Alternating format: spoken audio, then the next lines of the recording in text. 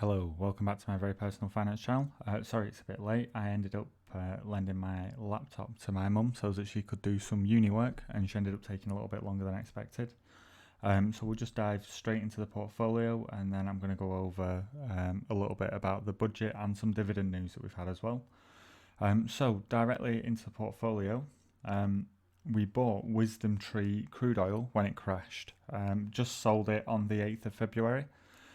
Sold it for £103 profit, which is the equivalent of about 100%.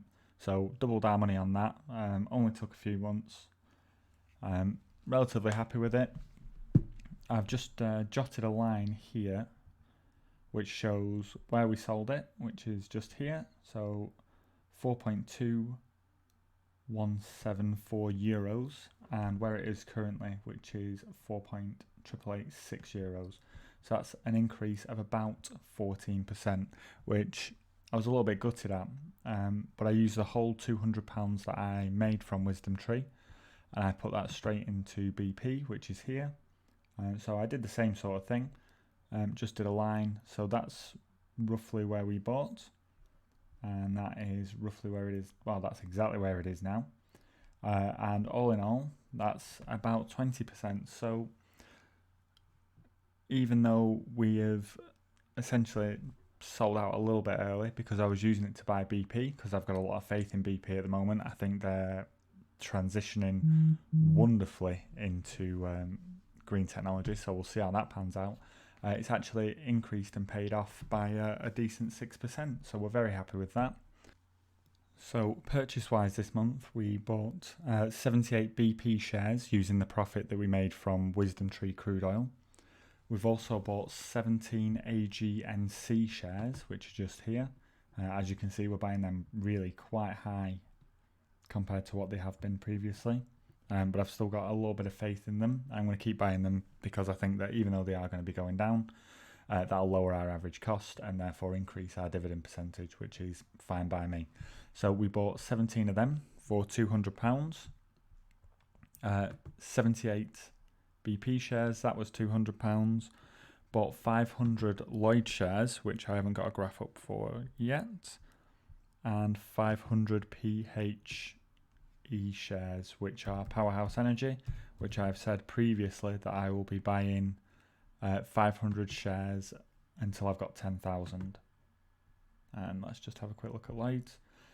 So Lloyds, it looks like we're up 9 pennies, which is terrific considering we have 1,700 shares.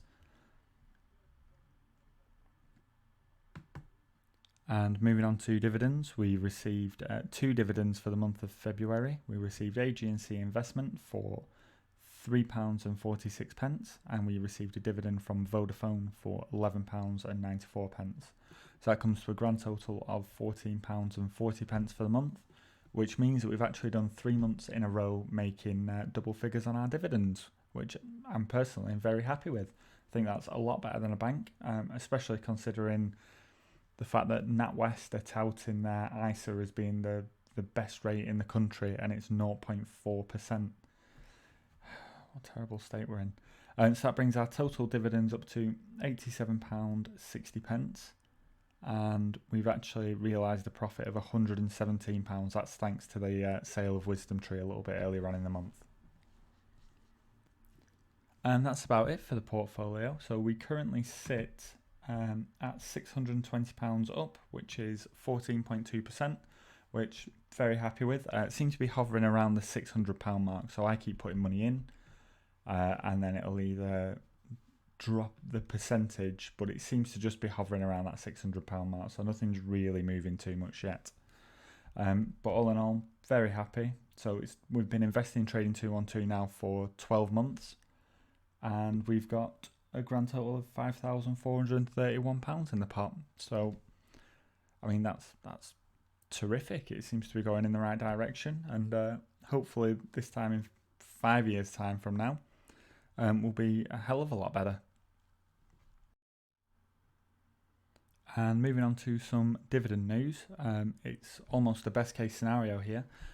So BAE have announced that they are paying a dividend on the 1st of June 2021. The record date is April 23rd, so we've only got a little bit of time to buy some more shares, and they're going to be paying 14.3 pence per share, which is not bad at all. It's not bad at all.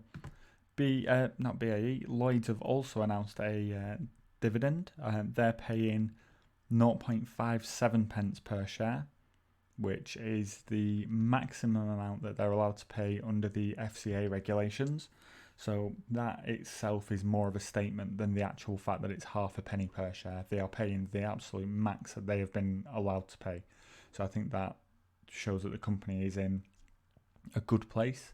It shows that they're looking forward to the future, and it shows that they are comfortable resuming their dividend repayments. That whole thing, I mean, they could have done it at half a penny, but they didn't. They chose to add that extra 0.07 of a pence on. So I think that says a lot about where the company is at the moment. Their ex-dividend date is the 15th of April, so again, not much time to get in some purchases if we're going to be purchasing any more. And the payment date is the 25th of May.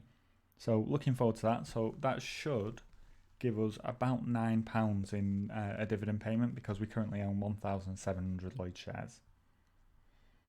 And of course, March is an exciting time for any investor. We get to bear witness to Rishi Sunak giving the budget. Wonderful news. It has, in my personal opinion, not been a positive one. I know there's a lot of people excited. Furlough extension, self-employment support for people who are self-employed. They're supposed to be cutting the VAT.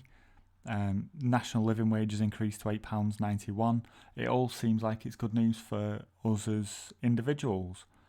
But then they've gone and they've done essentially a pay freeze for everyone. So they've kept the national threshold for the amount of money that we can earn at £12,500 or 50k, depending on if you're a higher tax bracket or not, which in itself is like raising income tax. It's just the same, because money devalues over time. They're freezing it for 5 years, which means in 5 years we're probably going to end up losing sort of 1 to 2% of our purchasing power anyway. So by freezing it, they're essentially imposing sort of a 1 to 2% tax on just the average person. On top of that, corporation tax is set to rise by 6% in 2023 for all businesses who are making more than 50k profit, which, I'm not being funny, but 50k for a business, I mean, it's nothing. It's absolutely nothing. It's one person. 50k.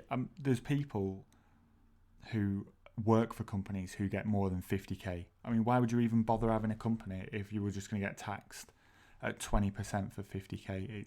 It's insane. So they're doing that as like a tiered system.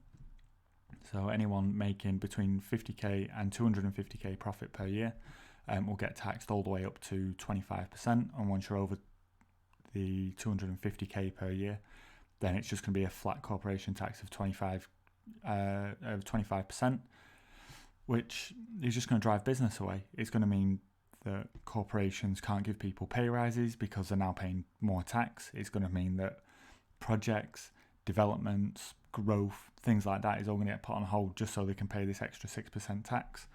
I don't know why the government seems to insist that increasing taxes increases revenue. It doesn't. All increasing taxes does is reduces the amount a business can grow, which reduces the amount of tax that they can pay. It does the exact opposite, yet they insist that increasing taxes works.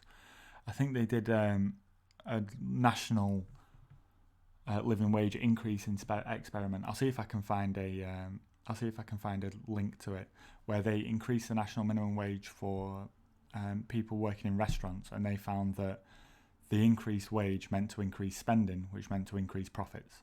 So by spending money, you actually make more profit. As weird and counterintuitive as that sounds, but the government doesn't seem to get that, so they're just going to tax us into oblivion. So the next 5 years are going to be hell. It's going to be fun. So that's about that for the budget, and that's about that for the portfolio, and I suppose that's about that in general. I'll record again next month, and I think I'm going to start a series of sort of short 1-minute videos just explaining various things like what an ETF is, what a dividend is, what a stock is, just simple financial terms that anyone new to the game, let's say they want either a quick refresh or a quick overview of what something is, then they can just double click on that and they'll have a bit of information in 60 seconds. So I think I'm gonna do that shortly. But that's about it from me. Like I say, I'll record again next month. See you later.